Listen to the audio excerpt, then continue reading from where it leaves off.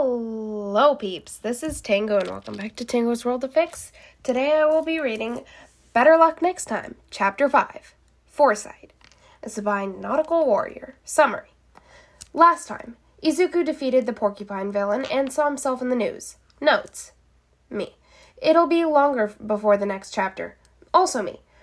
Writes a 6,000 word chapter in one day and posts it. In my defense, school technically doesn't start for another 3 days.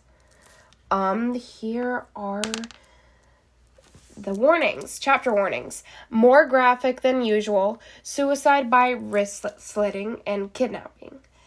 And so if any of that is triggering for you, please don't listen to this, because I don't want you to be triggered, obviously. We want everyone to stay safe. Please stay safe and be happy.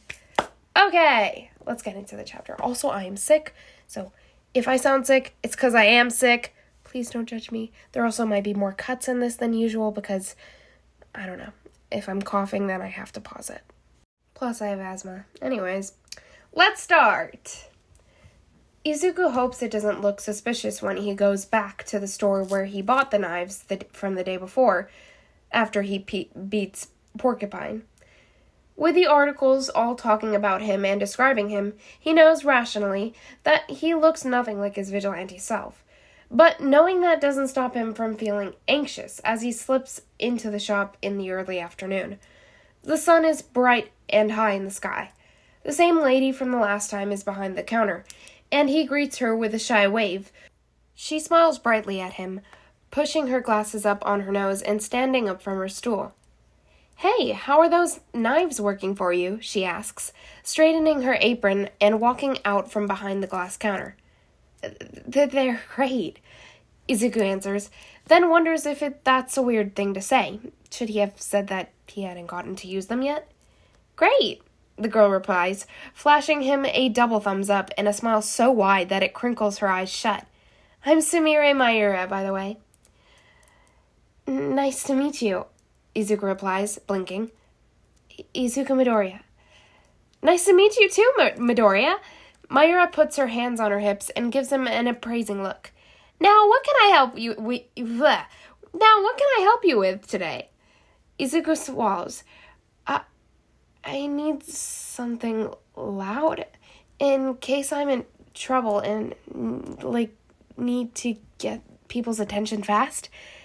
He picks at his cuticle as he talks, hoping that it wouldn't raise any red flags for him to be asking about something like this. He doesn't want to get caught so early in his career as a vigilante, although he supposes he could kill himself and redo this conversation if it goes poorly. Mayura tilts her head, thinking. "I bet you want something really loud, right? The best thing we have for that is air horns, I think." She turns, walking along the aisles, and Izuku scrambles to follow her. She leads him right past the knife aisle, stopping at an aisle filled with various cans of sprayable stuff. He sees spray paints, canned air, wheel lubricant, and a lot of other things, even some with labels in other languages. He wonders, not for the first time, who exactly the target audience of this store is. Teenage vigilantes, apparently. He's distracted from his thoughts by Mayura holding out a white can with a red horn attached to the top. "Here," she says, gesturing at a few other air horns on the shelf with her free hand. "We've only got this one brand, but I imagine they all work the same." "Thank you," Izuku squeaks out, taking the offered air horn. "It matches my costume colors," he thinks distantly, then looks up at Mayura. "Anything else?" she asks, and Izuku can't help but glance at her wrist, trying to see if the bruise is still there, or if there are new ones. He can't see anything under her long-sleeved shirt, though.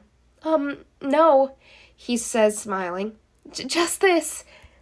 His mom scolds him later when he tests the air horn in his room, but it's worth it if it means that he can get heroes at a scene more quickly. It's a cool Tuesday morning, the week before the written portion of the entrance exam, and Izuku's in his room reading the news. The stories about him have died down, mostly, with only a couple articles mentioning that he had been spotted around town. He's been more reluctant to go out as well, which has probably helped with getting him off the media's radar so far. The time he'd normally have been out on the streets had been spent sleeping or studying these past few days, and he's feeling much more confident for it. It's amazing how much easier it is to study when I'm not all up at night, he thinks, laughing a little bit to himself. The trending news topic, though, makes his mood drop quicker than he thought possible. 7-year-old girl kidnapped outside family home. It reads, when he opens the article, he sees pictures. And that's the worst part of it. The girl is tiny, so small that he wouldn't have guessed she could be old enough to have a quirk, much less 7 years old. The picture at the top of the article is just a school photo of her, a shy-looking kid with brown, messy hair that's cut in a bob just below her jaw. She has giant blue eyes and tan skin, a tiny scar, or is it a freckle, under her nose. Her smile takes up most of her face, and Izuku tries to remember that as he scrolls through the next couple of paragraphs to look at the next image. It's grainy, clearly a cell phone picture, but it shows the same girl wearing bright blue pajamas. Izuku can't see her face, but her arm is gripped at the wrist, held above her head by a man who looks to be in his 20s, with pale green, shoulder-length hair pulled away from his face. He's got a mask covering any of his features, the latex, skin-tight kind that you would have to glue on. But Izuku can see the grimace on his face and the reflection of the camera flash in his eyes. He's got one hand outstretched, pointing to the right of wherever the person is taking the picture, and there was a halo of white light emanating from his palm.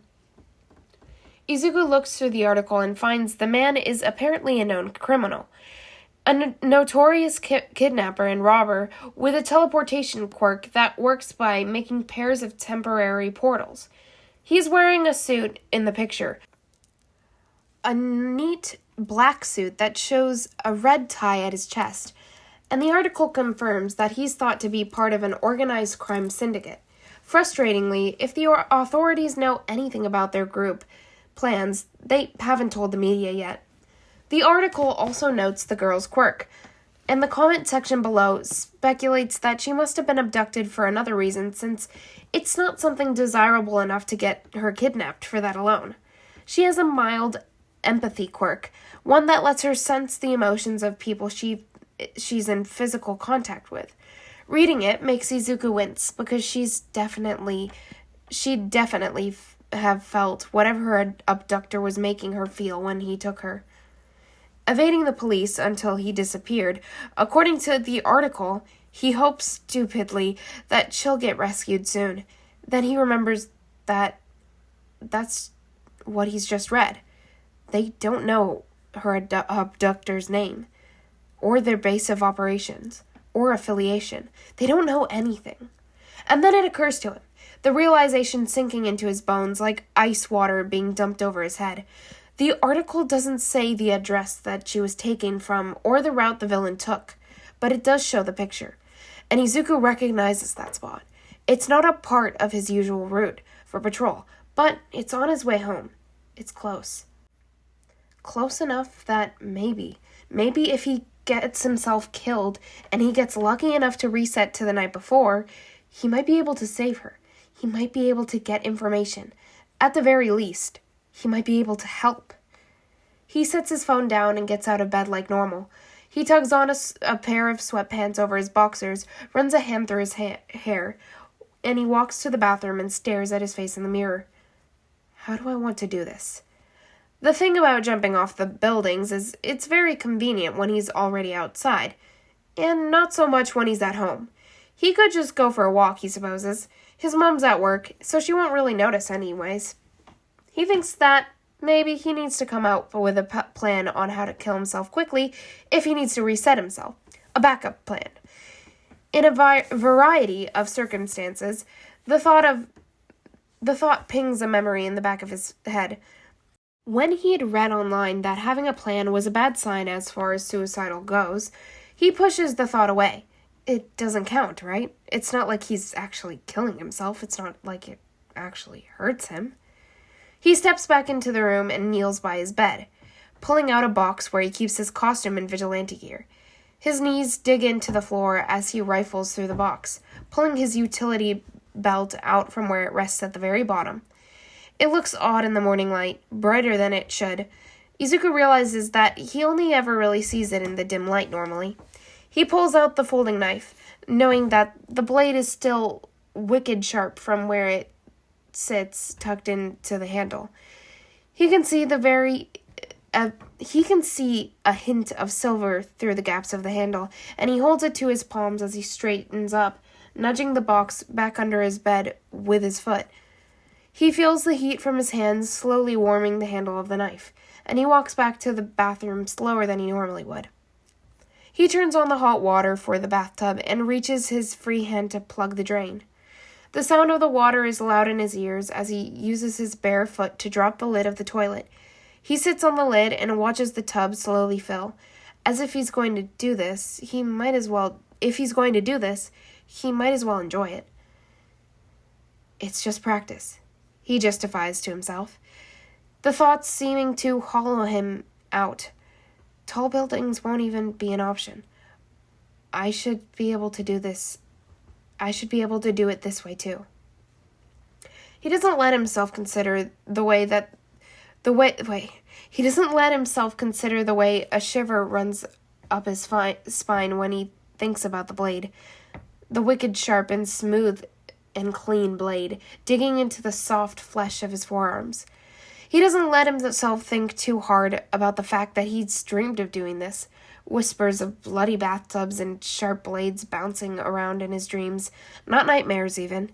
Izuku wonders what it says about him, that he's been looking forward to trying this. Just a little. Well, he thinks, most people don't get to do this without it actually killing them. It's only natural that I'm curious, right? He sets down the knife carefully on the side of the tub. Then he pulls off his clothes, shivering at the air on his bare skin. When he steps one foot in the tub, it's a little too hot, but he ignores it, reaching to turn off the tap instead. He lowers himself into the water, hissing at the sting of it. He can just see his skin turning red, just a little. It's not burning him, not scalding him, but it's almost just uncomfortable enough for a moment before he adjusts. When he does adjust, though, leaning back and resting his head on the tile behind him, the water lapping up around his ears, it feels nice. He feels his muscle relax at the heat, muscles he hadn't had just a few months ago. It's nice to see his progress, laid it out in front of him. Izuku figures there's no sense in delaying. He might as well lose his nerve if he waits. As stupid as that is, it's just a little pain. It won't kill him. When it's over, he won't even have a scar. He flicks the knife open. The clicking sound it makes echoes in the bathroom, mingling with the soft noises of the water rippling in the tub. The blade reflects off the light off of it and into the water. The water reflects back onto the blade, making a mesmerizing pattern of silvery ripples. He watches it for a moment, then twists the knife so that it reflects his green eyes instead.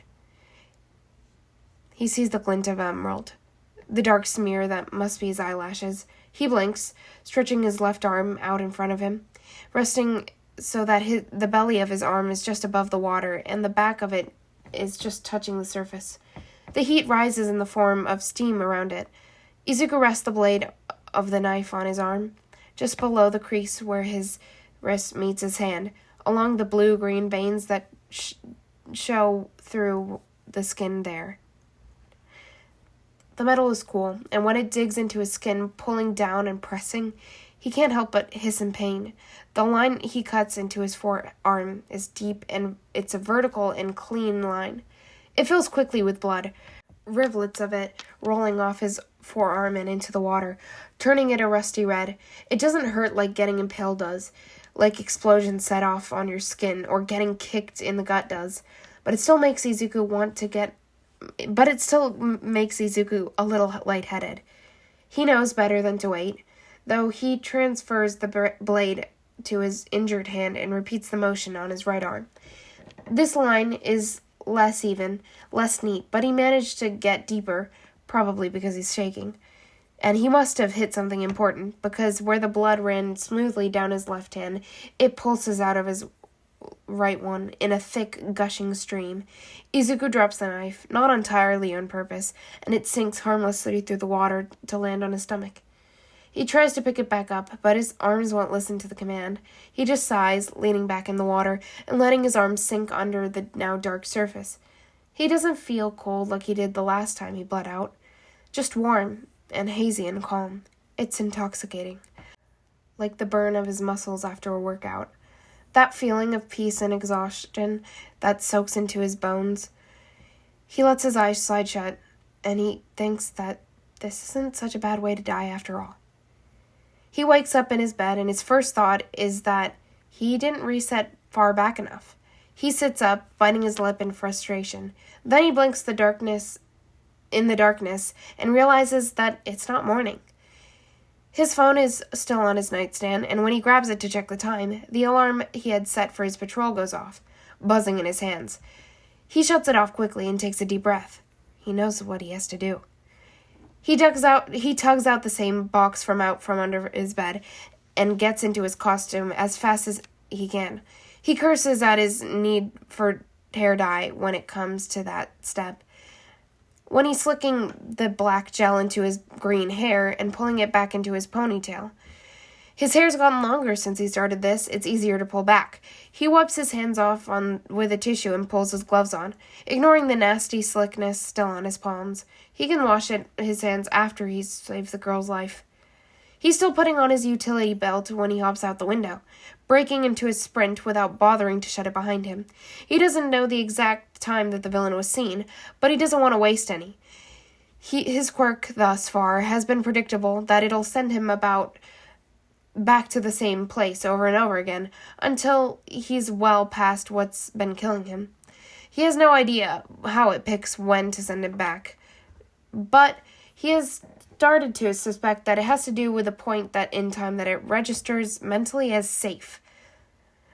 There will be a time for analysis later, he thinks, skidding around the corner and biting his lip under his mask. He sees the villain, just like in the papers, except the image isn't grainy and the villain isn't still. He whips his head around upon hearing Izuku slide around the corner, and his mask doesn't hide the grimace on his face, clutching the kidnapped girl, who looks terrified, her face pained and eyes wide with horror. The villain holds up a glowing hand, and the ground falls out from under Izuku's feet. Izuku blinks, disoriented as he pops out of a glowing white portal, shooting feet first out of the side of a building 100 feet from where he had been. The villain is running up ahead, and Izuku curses mentally as he hops to his feet and starts running after him. He watches the villain's hands and sees how they clearly take time to charge up. The light that's been gathering around his palms is dim, but quickly growing, and Izuku is catching up to him now. The girl he's been dragging behind him, is slowing him down. Izuku realizes that the villain is running strangely, headed towards a brick wall and not along the road that would make sense. And it clicks as Izuku watches the villain lift both hands. He points his right palm at the wall, shimmering remembrance of light flickers, swirling multicolored on the wall. Without slowing down, he twists the angle and angles his other hand. A similar-looking portal manifests on a building much farther down the street, wider than before, and it makes a lot of sense that nobody could catch this guy. This environment is perfect for him. With walls and buildings everywhere for him to throw his quirk at and propel himself forward, he was selected for this, Izuku thinks, because he's perfectly suited to make this work. Izuku realizes that this means that he has very, very little chance of succeeding first try, but he's going to try anyways. He takes off towards the villain and the girl again, pulling out his air horn and holding the one-gloved finger over the button. He waits, watches as the villain's palms grow brighter and brighter. But Izuku doesn't press the button until the villain raises his hands up to shoot. The air horn is loud as Izuku hoped, and even though he's still a bit behind the villain, it makes him flinch just as his quirk fires. One of the portals hits the ground next to the villain, and the other seems to hit the metal scaffolding? Scaffolding. I don't know what that word says. Something on a halfway constructed building, fizzling out and disappearing into nothingness. The portal on the ground flickers out and dies like a light bulb that's run out of power, and Izuku feels himself grinning under his mask, because that means that the villain needs a surface. 2 even surfaces for his quirk to even work. Izuku keeps running at the villain and the girl, even when the villain stops trying to get away and whips around to face Izuku instead. Izuku drops the air horn, fumbling with his belt and pulling out his knife he used to kill himself with. Maybe it's that thought that distracts him, makes him miss the moment that the green-haired villain pulls out a pistol, but Izuku only registers the weapon once it's pointed at him. The villain doesn't hesitate, and Izuku is running when he cocks the gun and shoots. The bullet hits Izuku in the neck, and it only burns for a second before he hits the ground. Dead. I just remembered I have an Izuku death counter. I'm gonna go grab that really quick.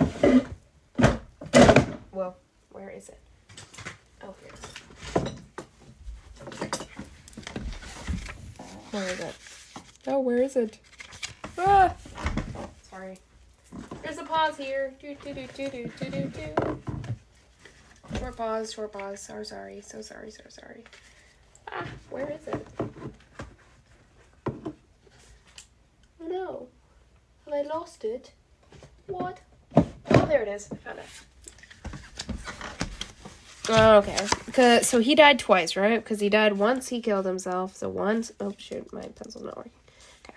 Once he killed himself, and then he just died again. Okay. Right? I'll go back and check at the end. Okay. Back to this. When Izuku wakes up for his next try, he formulates a plan while he puts on his costume, moving through the motions on muscle memory alone. He knows that to counteract with a quirk like the villain's, he'll need to get the other man into an open space, somewhere where he can't reasonably use his quirk to escape.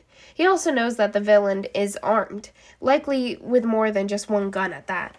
Izuku also thankfully knows the direction that he's going in and when he'll be at each spot, at least for the brief distance that he was in pursuit of the villain.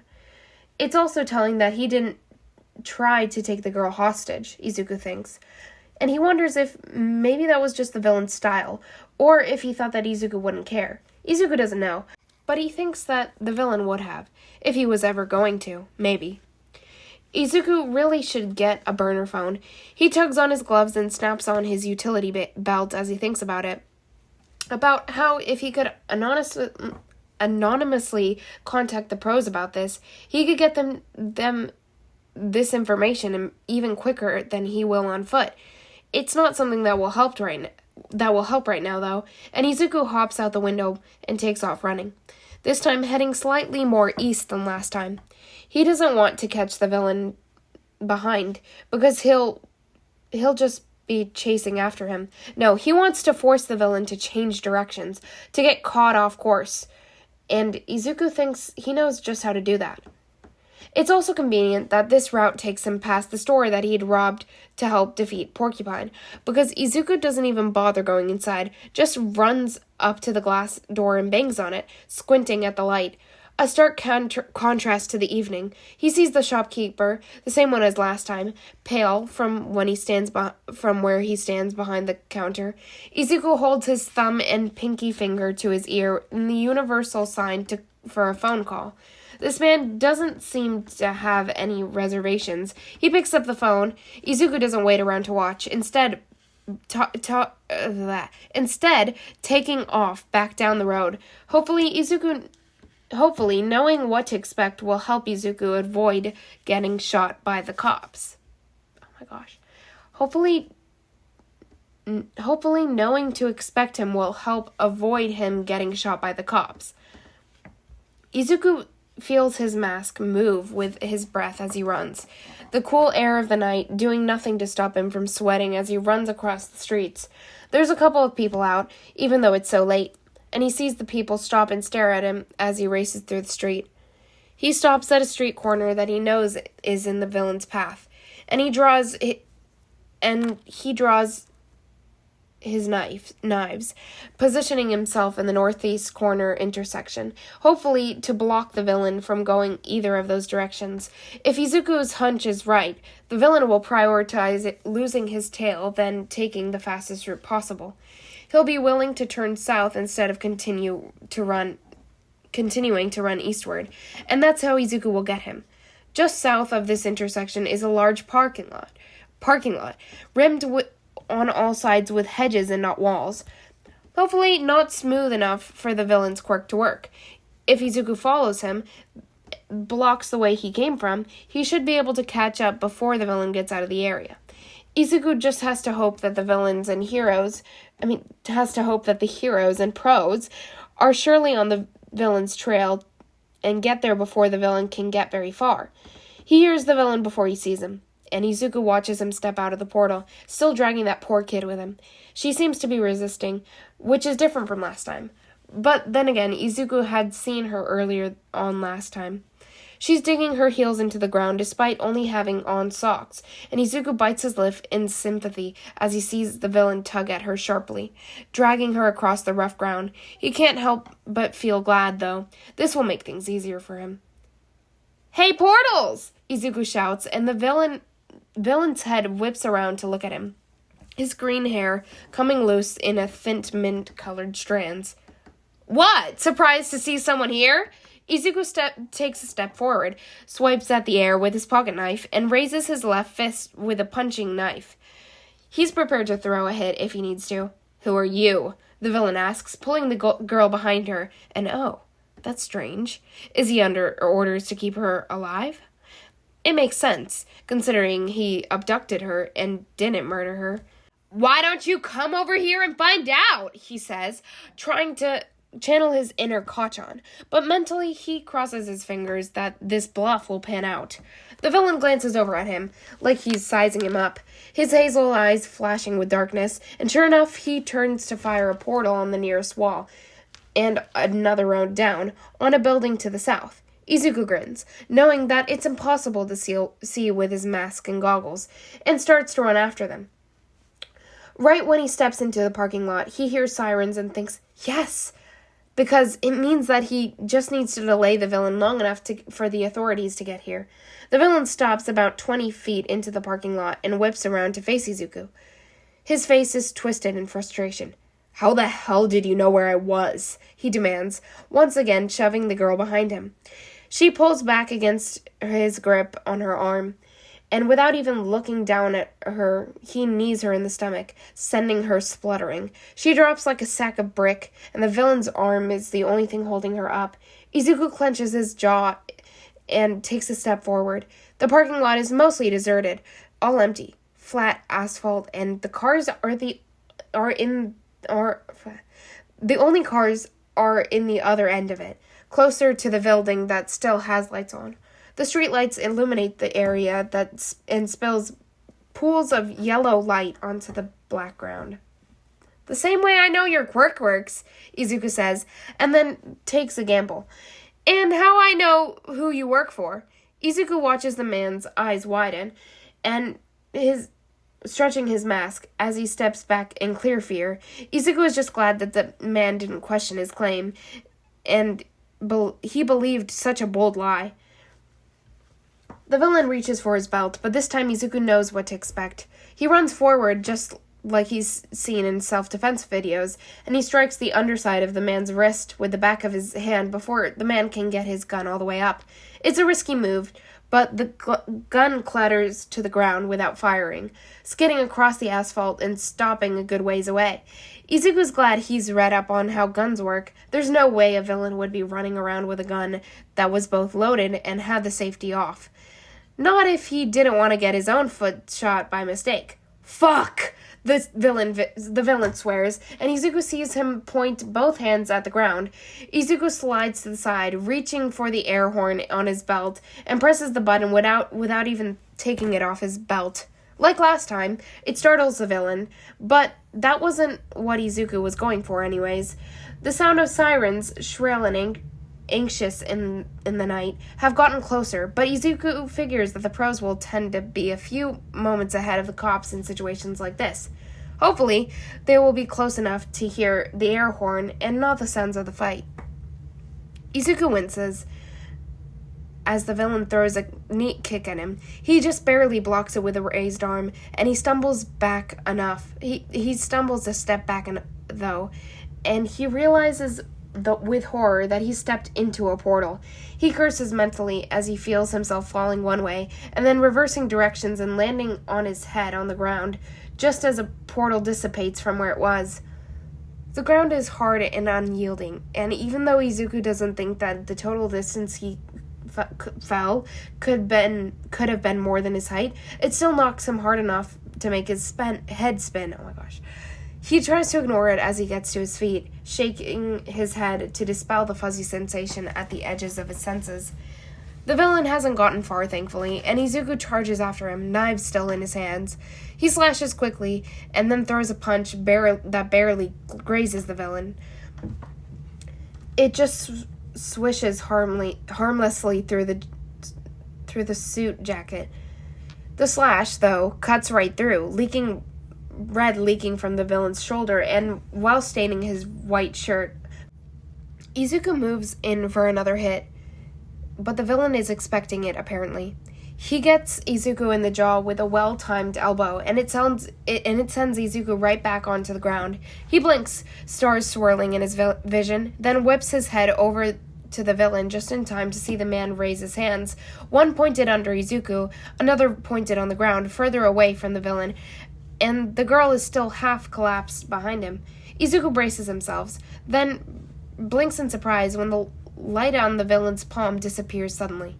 The villain's face mirrors Izuku's own shock, and then Izuku turns to look behind himself. At the entrance of the parking lot, he sees the swirling cloth first, and then the golden goggles, then the black hair floating in midair as if it were underwater. Izuku feels a wave of relief. Eraserhead is here. Step away from the kid, Eraserhead says, his capture weapon coming out to surround the green-eyed villain, who takes a step back, his eyes wide with fear. He glances behind him at the girl and drops her wrist. She shoots up, running away from the villain and at Izuku. Her blue pajamas are torn and filthy, but she throws herself at Izuku, and Izuku drops the knives and raises his hands to catch her as she launches herself at him as he sits on the ground. Izuku holds her tight when he hears her soft sobs, and remembering her quirk, he tries to think as hard as he can that it's going to be okay, and that you're safe now, I've got you. He can't tell if it works, but he looks up and watches Eraserhead's capture weapon wrap itself around the villain. The scarp catches the light of the street lamps in a way that makes Izuku dizzy. Oh, Izuku realizes, I have a head injury. He blinks, trying to dispel the queasiness that he suddenly feels. He hears the sounds of tires scraping on the ground and looks behind him to see a police motorcycle pulling up into the parking lot and stopping about 10 feet away. The cop hops off the bike and tugs off his helmet, dropping it to the ground and jogging over to where Eraserhead is standing by the villain. The officer holds up a pair of quirk suppressant handcuffs and says something to Eraserhead that Izuku can't understand. Eraserhead nods, watching as the police officer snaps the handcuffs on the green-haired villain, then retracting his capture weapon and wrapping it back around his neck. Eraserhead turns to look at Izuku where he is sitting with the kid. And Izuku's butt on the ground and the girl on top of his legs. His hands are resting on his back, and Izuku tightens his grip on her, even though he knows that Eraserhead is here to help. He can't help the fear that runs through him, considering Eraserhead is likely the only person who could kill him without using drugs or handcuffs. You again, Eraserhead says, walking up to them and standing, looking down at Izuku through his goggles. They're close enough to see They're close enough that Izuku can see the man's eyes through the gold bars, which is why he sees the exact moment when his irises shift to a crimson red. Even though even before his hair starts to shift. Izuku flinches hard, and he squeezes his eyes shut like that'll stop it if oh my gosh, I'm doing so badly. He squeezes his eyes shut like that'll stop it if Eraser tries to hurt him. Relax, Eraserhead sighs, and Izuku doesn't quite obey, but he does open one of his eyes. I'm not going to arrest you for saving her life, he says, gesturing to the girl, still shaking in his arms. Fuck. I do need you, though. Oh my God, what is going on? I cannot speak. Okay. I do need you to help me take her back to the police station, though, seeing as though she seems to like you. Save me, the girl whispers into his collarbone, and from the way that Eraserhead tilts his head, Izuku knows that he hears it too. He saved me. Eraserhead sighs and offers a hand. Look, as much as you're technically a criminal yourself, I don't particularly feel like arresting you right now, so we'll go back to the station. You'll answer a few questions about him. Eraser jerks his other hand back, pointing a thumb at where the villain is being loaded into a police car. And you can be on your way. Izuku hesitates, then nods, hating the way that his surroundings get fuzzy when he does that. He wonders briefly if this is a bad idea. Then he takes the hand that Eraserhead is offering him. The ride back to the station is quiet, and Shota keeps glancing into his rearview mirror to make sure that the vigilante and the girl he rescued were still there. It's impossible to get a read on the boy, with his reflective goggles and black mask covering everything except his eyebrows, and a thin strip of skin under his eyes.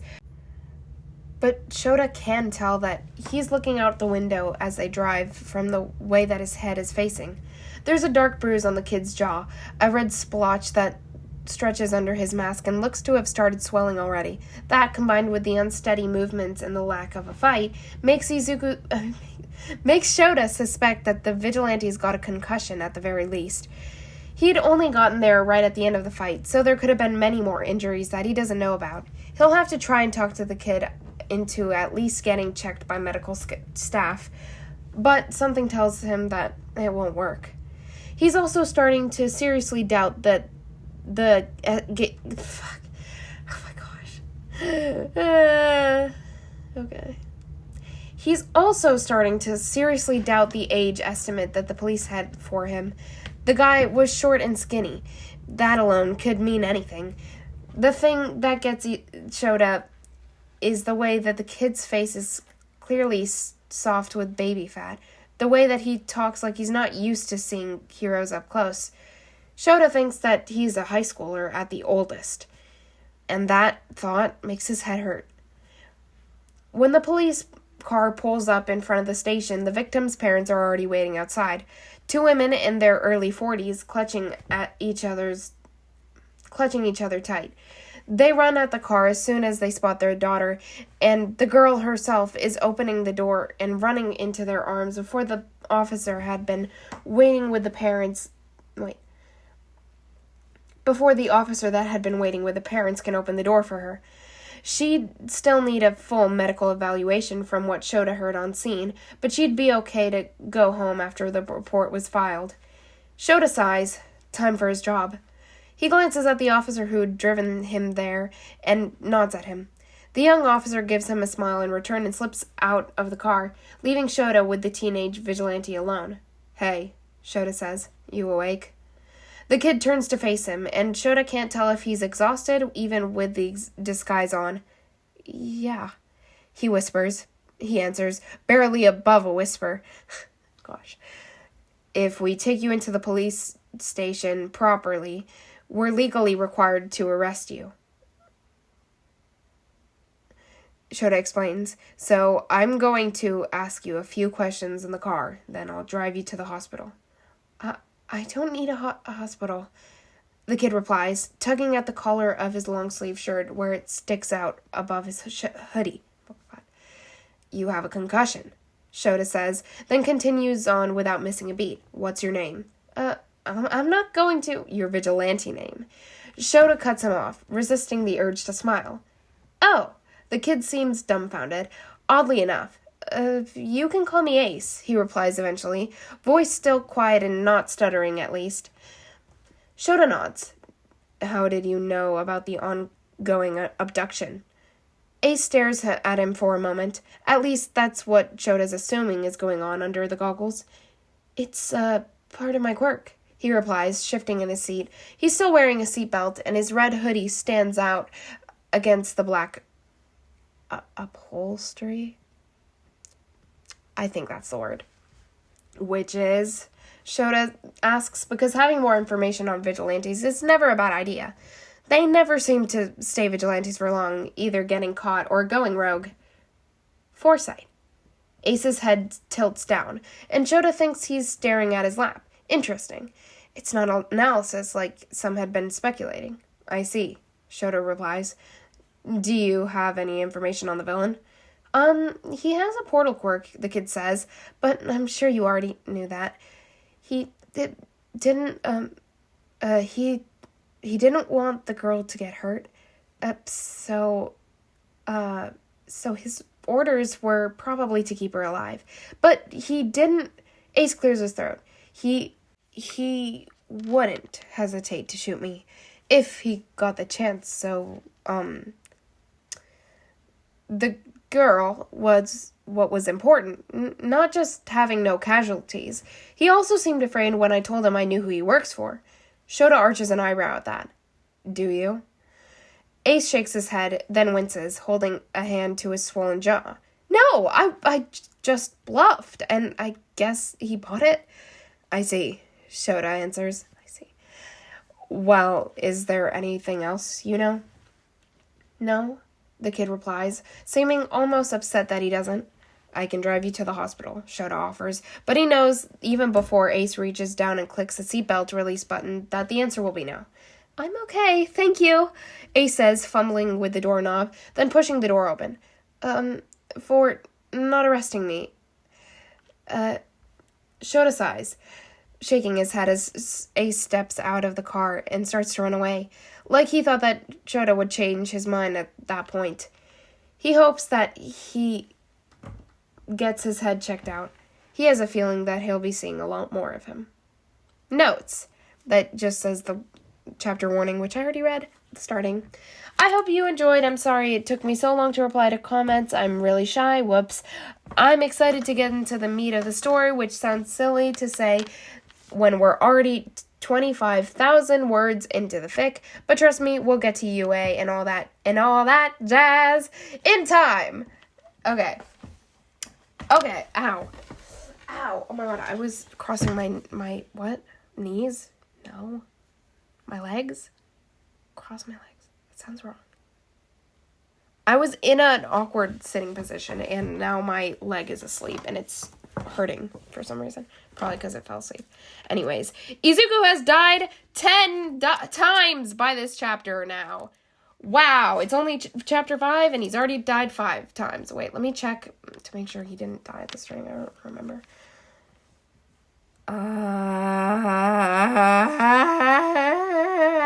No. Yeah, it's just those 2. Wait, did I write it down? Yeah, it didn't look like it did. Anyways, because I'm using a different pencil, and it looks like the same pencil as the one I used before. Anyways, oh my gosh, awesome chapter. I love Aizawa so much. Dad Zawa, let's go. Awesome Dad Zawa moment. Love that he let him go. Oh my god, I'm so sorry. I was messing up so much. These chapters are so long. Especially this one was like 6,000 words. 7,000, 6,000, I don't know. Yeah. But peak content. Absolute cinema. Yeah, let's go. I'm so happy. I love this fic so much. This is 40 minutes long now, so I'm gonna make this short. But anyways, this fic is awesome. You guys are awesome for listening. Please leave comments and kudos for the author to show that you love them so very much, because I do. Unless you already have, or if you can't. If you can't, oh my god, I'm sick. I'm sorry. I'm coughing. Ah! Okay, if you can't, because you can't, then don't. Because why would you risk your safety to do something like that? Or risk not doing something you're not supposed to? I don't know. If you can't, then just be like, I love this person so much, or say I'm grateful for them, because today is Turkey Day. It is Thanksgiving. I am alone at the house because my family abandoned me because I'm sick and they hate me. No, that's all a lie. They are at a friend's house having dinner, and I am alone because I'm sick and I don't want to get other people sick. So that's the truth. I don't know why I lied. Okay. That's why I'm going crazy. I'm tweaking out. I'm so sorry. If you're wearing headphones, I apologize immensely. Oh my gosh, my voice is crazy. Okay. I am on a lot of medicine right now, so I'm like tweaking out. I need to get my inhaler. I don't even know where my inhaler is. Let's go look for my inhaler. Okay, we're going on a little treasure hunt right now. Oh, the screen's black. Oh, I guess the thing went away. Oh, because it's so long. Yeah, I think it ended at 30 minutes. Anyways. Okay, I'm actually just going to end this here and go look for my inhaler so you guys don't have to listen to me looking for my inhaler, because why would you want to listen to that? Girl. What? Okay, anyways, I am kind of woozy-doozy because I'm on so many different things because I'm sick. And I'm going to convention, so I need to get better because I'm going to convention in 2 days. Oh, and I'm cosplaying Aizawa. It's so amazing. I'm so happy. I'm so excited. Wait, should I? Never mind. Anyways, bye. Thank you guys so much for listening. Thank you so much. If you have any theories, if you don't already know the story, if you have theories or any comments, please comment, because I like to read your comments, and I reply to, I think, most of the comments. If I don't reply to a comment, it's because I didn't get a notification, because sometimes YouTube doesn't like to send me notifications because it's mean. Anyways, bye, ciao, ciao. This is Tango, signing off.